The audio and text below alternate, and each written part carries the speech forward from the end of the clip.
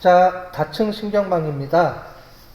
여태까지 우리가 배운 내용들은 뉴런 하나에 대해서 배웠어요. 그죠? 뉴런 하나에 대해서, 그러니까 뇌세포 하나예요. 뇌세포 하나를 가지고 값을 계산해서 하는 방법을 배웠는데, 실제로 하나의 뇌세포보다는 여러 개의 뇌세포가 구성되어 있는 게 좋겠죠.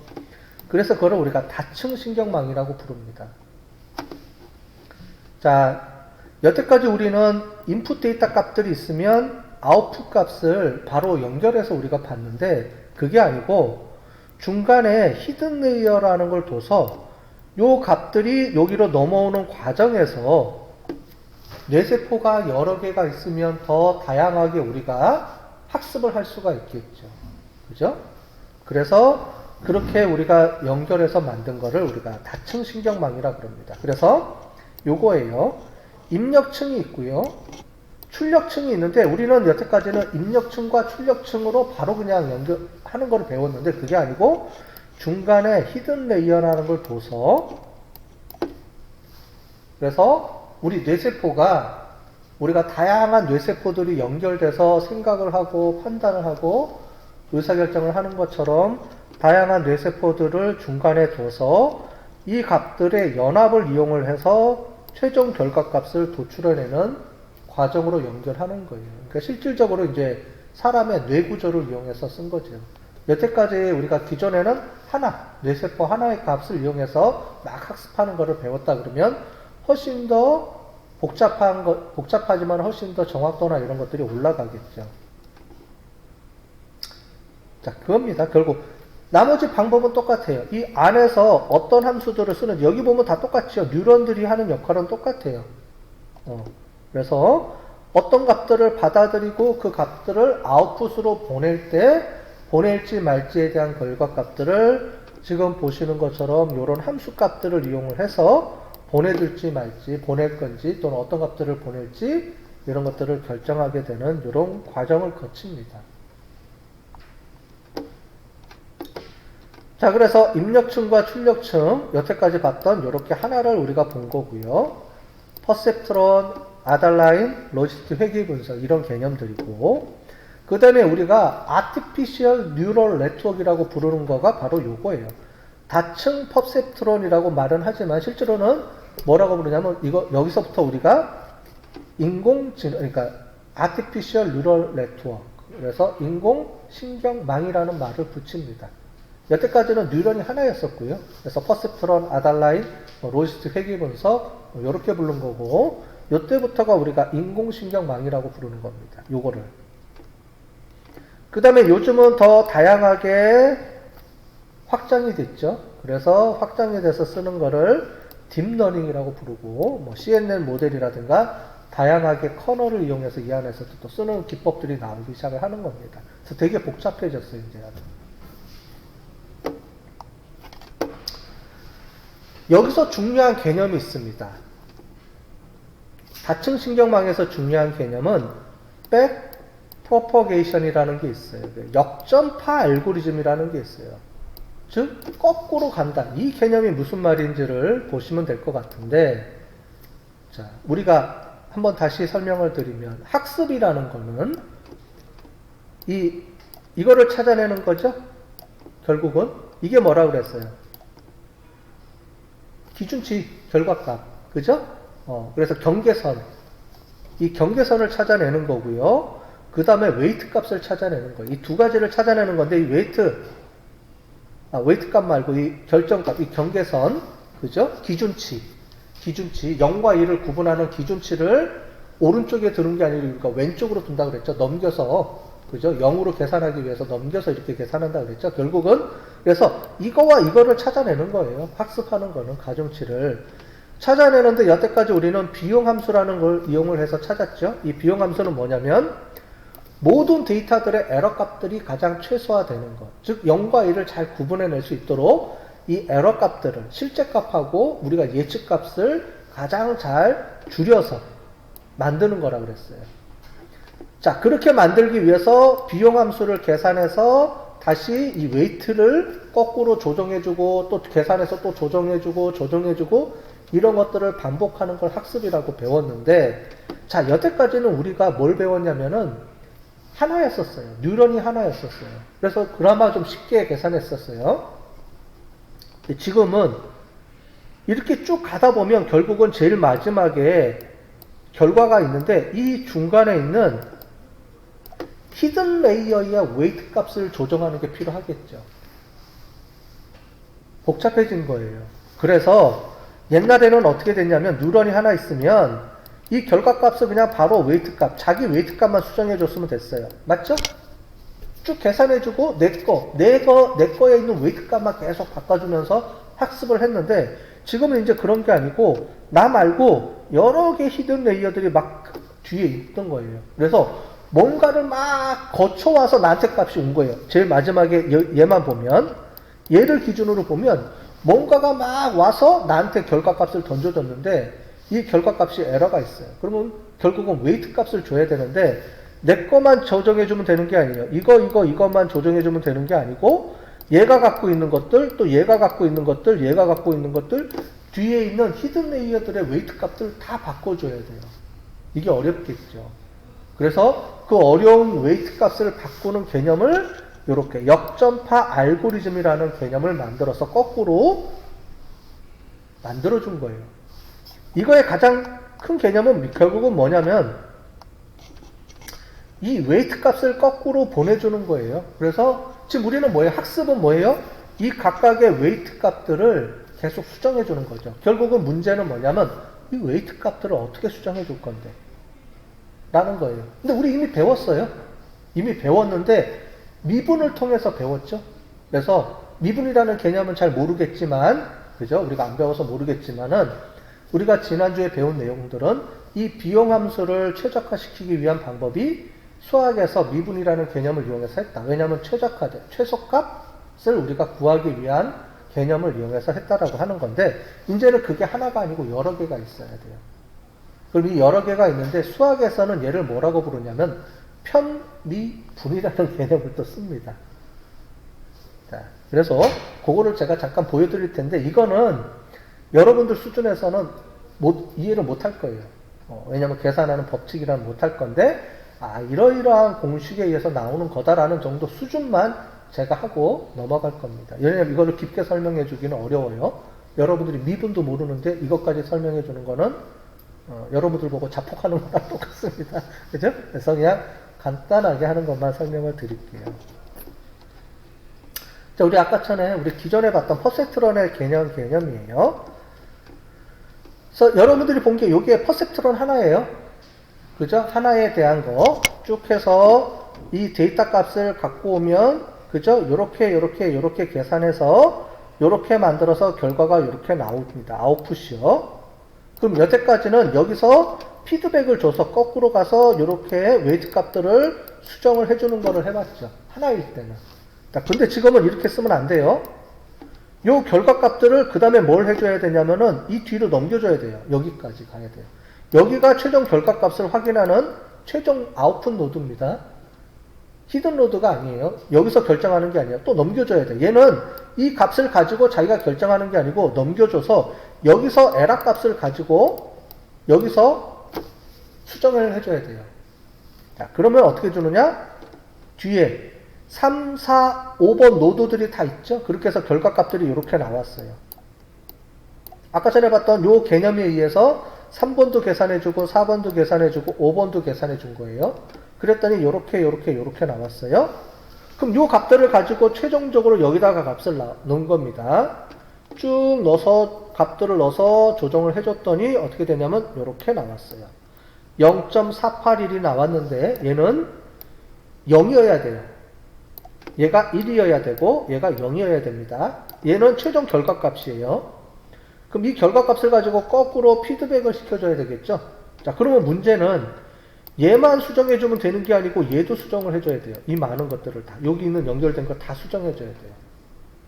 웨이트 값이 하나가 아니고 이 뒤에 있는 것까지 다 가야 돼요. 그러려고 그러면 어떻게 해줘야 되느냐? 이제 이거를 얘를 수정을 해줘야 되고 얘에서 또 얘를 수정을 해줘야 되는 거가 있습니다. 얘를 뭐라고 부르냐면은 역전파 알고리즘. 그래서 propagation이라고 부르는 겁니다. 그 개념만 이해하시면 되겠어요. 자, backpropagation을 왜 써요?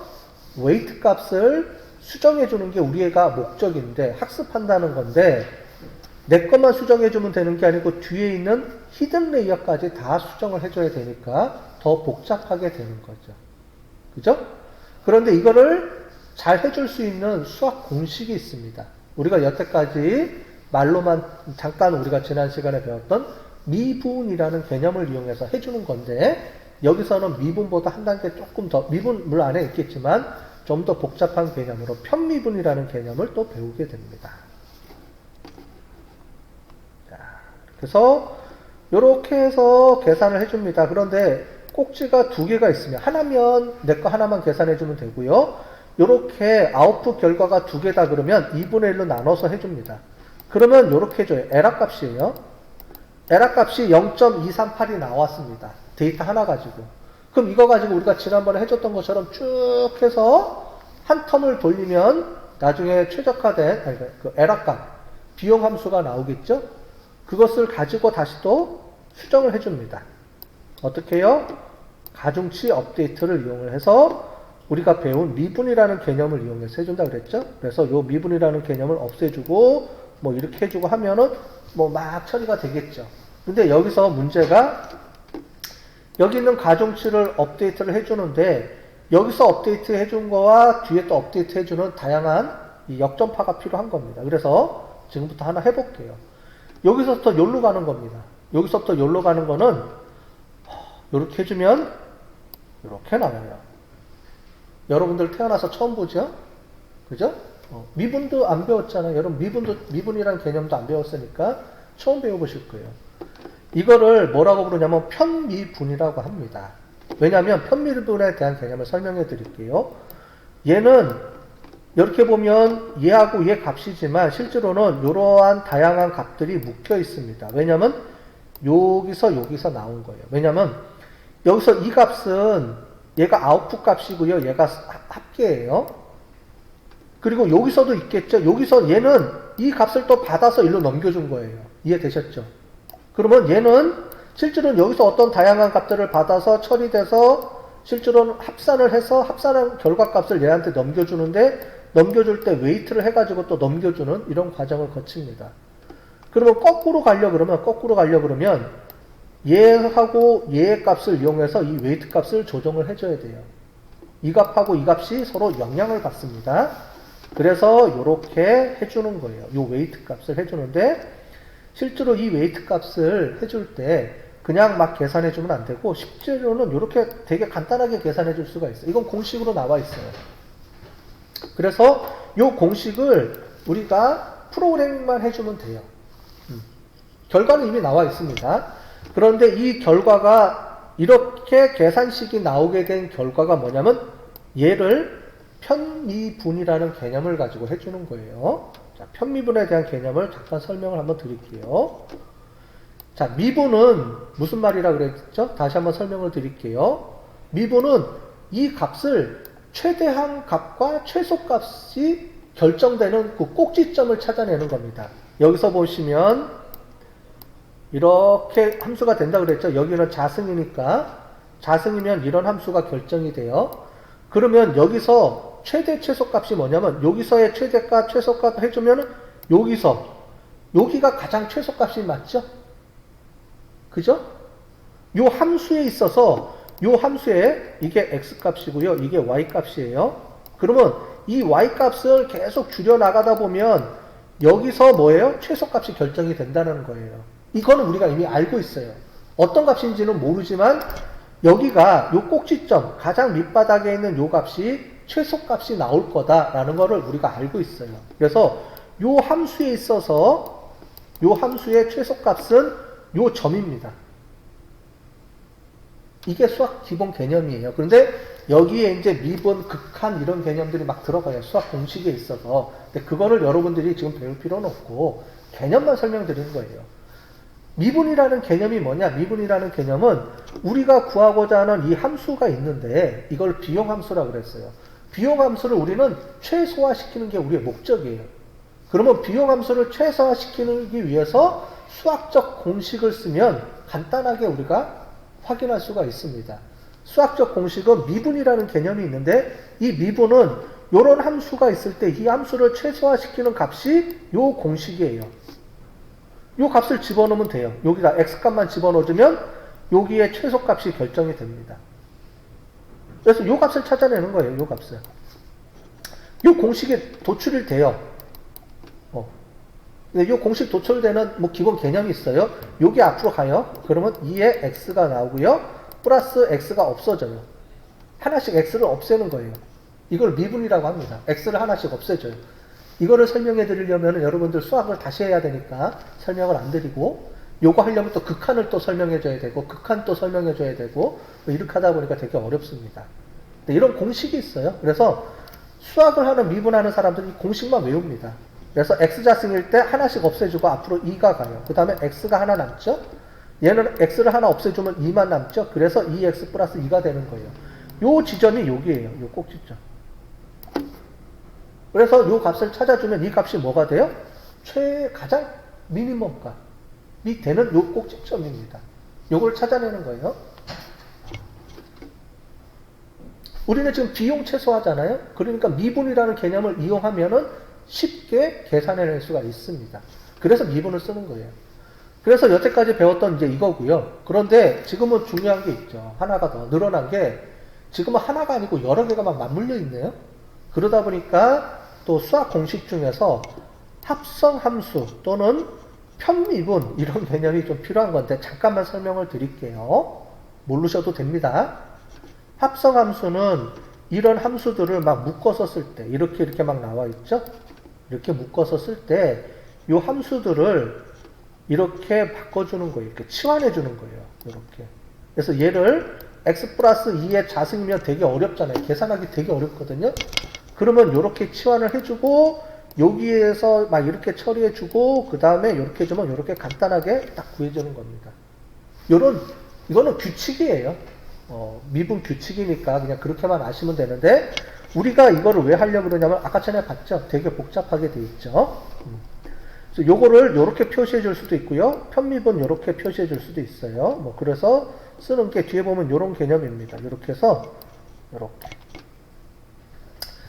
자, 합성함수는 복잡한 함수를 간단하게 치환해서 쓰는 거예요. 함수 다음에 어떤 함수 구하고 그 함수에 또 함수를 구하고 또 함수를 구할 때 다양한 그 안에 복합적인 함수들을 미분할 때 쓰는 방법이에요. 그냥 그렇게만 이해하시면 되겠습니다. 미분을 좀 복잡하게 하는구나 라고 이해하시면 되고, 그런데 편미분은 이러한 합성함수들을 미분할 때 그럼 어떻게 할 거냐라는 내용이에요. 자, 그러면은 그 합성함수에 대한 미분이 별도로 있고 편미분은 이렇게 되어 있는 겁니다. x가 있고 y가 있어요. 이렇게 두 개가 있어요.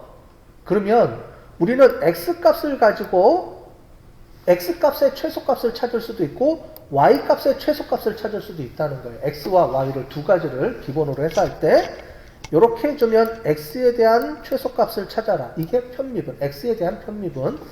y에 대한 최소값을 찾아라. 그럼 y에 대한 편미분. 이렇게 해서 찾아내는 이런 개념입니다. 이해되셨죠? 이런 개념을 이용해서 뭘 할 거냐면 이렇게 미분을 쓰는 겁니다. 그래서 이런 값들이 있는데 되게 복잡하게 돼 있어요. 이런 값들은 이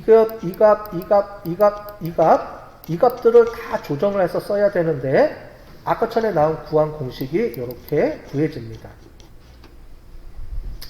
자, 이런 방법에 의해서 요 공식을 구하는데 요 공식은 요거에 대한 편미분을 이렇게 해주는 거고요. 되게 어렵죠? 그냥 이렇게만 이해하시면 되겠어요. 이렇게 계산해 주고요. 그럼 실제로는 이렇게 됩니다. 요게 같은 거예요. 요거랑. 그 다음에 또 오차함수 미분 또 요거에 대해서 또 요거를 또 미분해 주는 거예요. 또 이렇게. 그러니까 요렇게 한번 해주고 요렇게 한번 해주고 그러면 여기서 다시 요렇게 확장해 주는 거. 또 미분해 주는 거예요. 그래서 결국은 요거예요. 최종 결과값인데 요 값을 실제로 식에 의해서 구해주면 이렇게 계산해주고 여기 시그모이드 함수 이렇게 계산해주고 오차 미분 계산해주면 제일 마지막에 이게 나온다는 거예요. 이게 뭐예요? 아까 전에 우리가 구했던 요 개념입니다. 아까 전에 우리가 이미 요렇게 계산해 줬어요. 요거라고 써줬죠? 요거는 요렇게 계산해 준다. 막 편미분을 해주면 요렇게 나온 겁니다. 결과는 이미 있어. 이 결과값이 나오게 된 과정이 수학적 지식으로 막 이렇게 미분, 편미분 해주면 이렇게 딱 떨어져요. 그러면 어떻게 돼주냐면 우리는 요것만 갖고 쓰면 돼요. 여러분들 모르셔도 되고 이렇게 결과값이 최종 나오면은 우리가 요걸 알 수 있어요. 그럼 여기다가 요 값들만 집어넣어주면 돼요. 이렇게 요 값들. 그러면 요렇게 떨어지는 겁니다. 그래서 이게 오차값이에요. 오차함수 값을 가지고 다시 가중치 수정해주는 요 개념을 이용해서 해주면 이렇게 얘가 바뀝니다. 이렇게 하나씩 바꿔주는 거예요.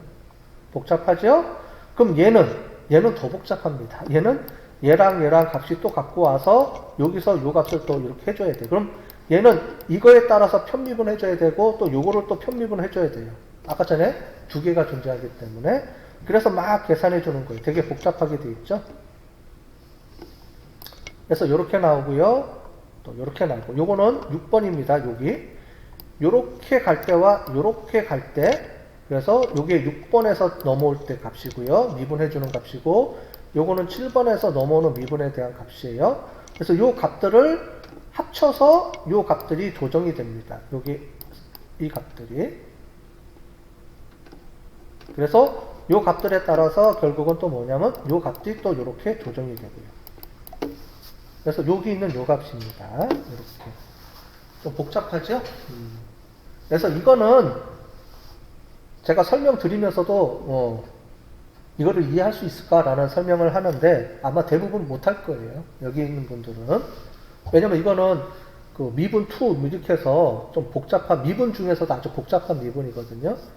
그래서 요거까지는 여러분들이 굳이 알 필요는 없는데 이거를 왜 설명드리냐면 중요한 거는 이런 공식 계산하는 과정을 제가 자꾸 이렇게 설명드리는 이유는 뭐냐면 이거에 대한 개념을 좀 이해하시라는 거예요. 그래서 지금은 뭐냐? 하나의 뉴런에서 계산하는 게 중요한 게 아니고요. 지금은 다층이죠. 그러면 되게 복잡한 구조로 돼 있는 거에 거꾸로 계속 간다는 거예요. 역전파라는 개념을 몰라요, 사람들이 잘. 말로는 잘 설명을 듣는데 실제로 역전파라는 게 어떤 건지에 대해서 대부분 설명을 잘 안 해주십니다. 왜냐면 미분, 편미분 얘기해주면 대부분 다 못 알아듣거든요. 그래도 이렇게 설명해 드리는 이유는 뭐냐면 역전파라는 개념이 결국은 뭐예요? 가중치를 수정하는 거예요. 가중치를 수정할 때 결국은 앞에 있는 것부터 가중치 거꾸로 수정해주고 그 값을 가지고 이용해서 또 거꾸로 또 수정해주고 계속 거꾸로 수정 가중치 또 거꾸로 가중치 수정 이게 바로 백 프로포게이션의 개념이고요. 그 개념을 이 미분이라는 개념을 이용해서 쓴다라는 것만 이해하시면 되겠어요. 이렇게 한번 어떻게 숫자적으로 계산하는 걸 한번 눈으로 한번 보셔야 이게 더 이해하기가 쉽거든요. 그냥 말로만 자꾸 백프로포게이션 설명해주면 잘 못 알아들어요. 이게 뭘 얘기하는 건지 모릅니다. 제가 여태까지 설명해주면 백점파라는 거를 잘 몰라요. 막 매번 설명해줘도 잘 모르십니다.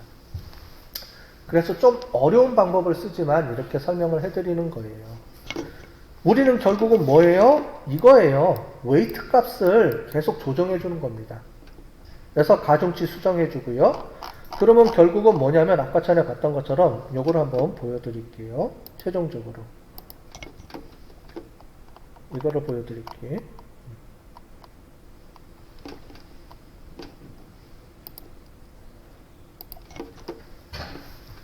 우리가 보면 여기 있는 가중치들이 많아요. 이게 다 가중치예요. 얘는 세타 뭐냐면 경계치고요. 얘도 경계치고요. 이 경계치가 넘어온 거죠. 오른쪽에 있던 게 왼쪽으로 넘어왔다 그랬죠? 계산해주기 위해서. 그 다음에 나머지는 웨이트들이에요. 얼마나 많아요. 그죠? 이런 웨이트들을, 이게 다 웨이트예요. 웨이트. 이 웨이트가 하나만 있는 게 아니고 수십 개, 수백 개, 수천 개가 있어요. 그거를 전부 다 뭐 해야 돼요? 업데이트를 해줘야 돼요. 근데 업데이트하는 과정이 중요한데 업데이트에 대한 개념은 뭐예요? 비용함수. 비용함수의 개념은 뭐예요? 틀린 거. 실제 값하고 이 방법론에 의해서 한 텀을 돌렸을 때 얼마만큼의 에러가 있는지, 오차가 있는지를 다 써만 게 비용 함수입니다. 그 비용 함수를 가장 적게끔 만들어야 되는 게 우리의 목적이에요. 그 비용 함수를 계속 줄여나가서 계속 줄여나가서 0으로 만들어줘야 되는 거예요. 근데 그렇게 하려고 그러니까 복잡하게 막 계산하지 않아도 수학에서 미분이라는 개념을 이용해서 쓰게 되면 그냥 바로 미니멈 값이 나옵니다. 그러면 그 미니멈 값을 계산해서 다시 수정해주고 한 바퀴 또 돌려보고 또 비용이 줄어들면 또 한 번 돌려주고 줄어들고 돌려주고 줄어들고. 그래서 이 방법을 개선해서 이 오차 함수 또는 비용 함수를 0으로 떨어지고 모든 값들이 100% 완벽할 때까지 줄여주는데 100%까지는 없겠죠. 그래서 어느 정도 수준까지 줄여줄 수 있겠느냐. 그래서 이제 텀을 정해줘요. 이거를 1000번만 돌려주세요. 아니면 100번만 돌려주세요. 10,000번만 돌려주세요. 이렇게 해줍니다. 보통은. 왜냐하면 무작정 돌려서 100%가 나올 수가 없어요. 또 그렇게 되면 오버피팅 된 활용도 높기 때문에 기본적으로 이런 인공지능을 돌려줄 때는 이 에폭이라 그래서 에폭을 몇 번 해주라는 걸 정해줍니다. 뭐 100번, 뭐 1000번 이렇게. 그러면 그때까지 돌려줘서 나온 최저값을 가지고 우리가 최저값이다라고 확인해서 쓰는 거예요. 이게 바로 백프로포게이션에 대한 개념입니다. 결국은 이렇게 가서 이 많은 값들을 여기서 한번 수정해주고요. 요 타임에서 그 다음에 거꾸로 수정된 걸 이용해서 여기서 한번 수정해주고 그래서 거꾸로 수정을 해주니까 이 거꾸로 수정해준다는 개념을 뭐라고 그러냐면 백프로포게이션. 프로포게이션은 전파거든요. 앞으로 이렇게 쭉 계산해주는 거예요. 자, 그런데 우리는 여태까지 이렇게 계산해주는 것까지는 해봤죠? 자, 그런데 이렇게 계산해주면 결과가 나오는데 에러 값이 나와요. 에러 값을 거꾸로 뭘 해줘야 돼요? 가중치를 수정해줘야 되니까 거꾸로 이렇게 수정해주는 거를 백프로포게이션이라고 합니다. 백프로포게이션의 목적은 웨이트 값에 대한 수정이에요. 웨이트 값을 수정해주는 게 우리의 목적이죠? 결국은 백프로포게이션이 뭐예요? 학습이에요. 백프로포게이션이 학습을 의미합니다. 웨이트 값을 거꾸로 조정해주는 값이고 그 값에서 이용하는 수학적 개념이 미분이라는 개념을 이용해서 쓰는 겁니다. 여기서 중요한 개념은 그래서 비용함수, 비용함수의 최소화 값, 미분 뭐 이런 개념들을 이용해서 만들어내는 거예요.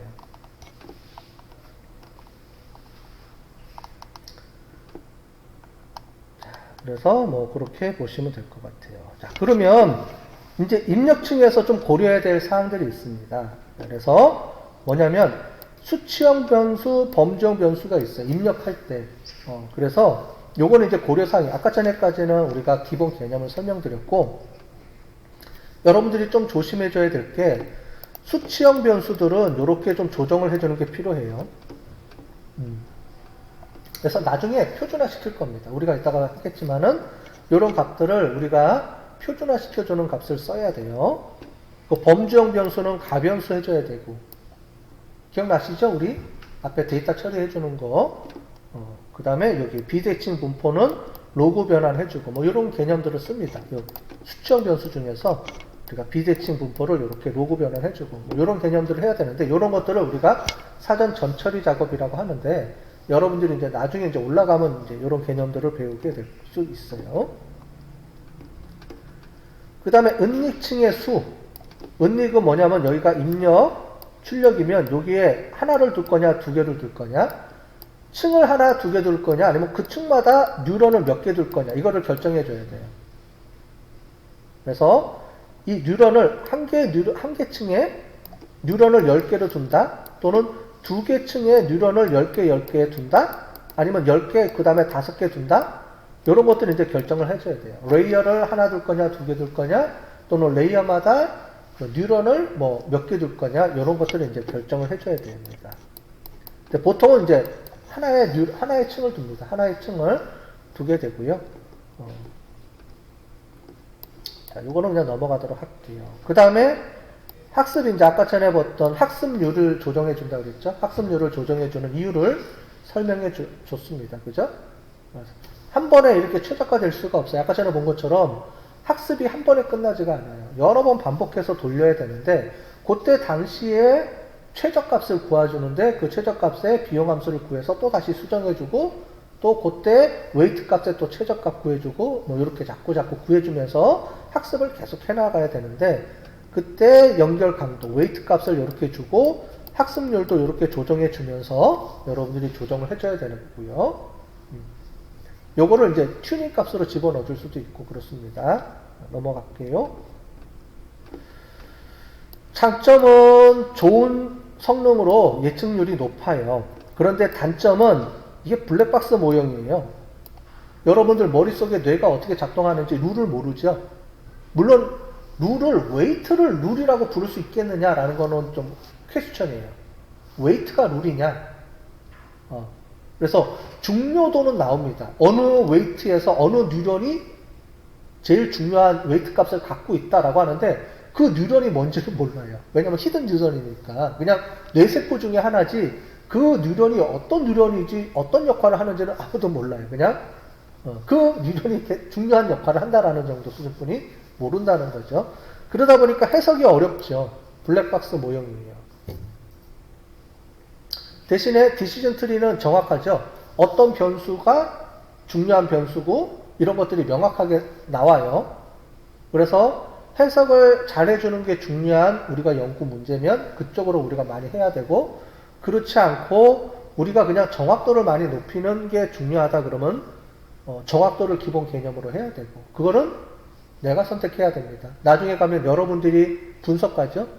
데이터 사이언티스트가 되시려면은 여러분들이 내가 이해하고 그 부분을 설명해주고 물론 이제 응용하는 사람들이 어떤 모델을 쓸지는 이제 본인들이 선택하겠지만 다양하게 설명을 해주면서 각각의 방법론들마다 뭐가 특징이 있고 이런 것들을 내가 분석해서 내가 결과를 도출해주면서 내가 설명을 해줘야 돼요. 그래서 우리가 이런 이론을 배우는 겁니다.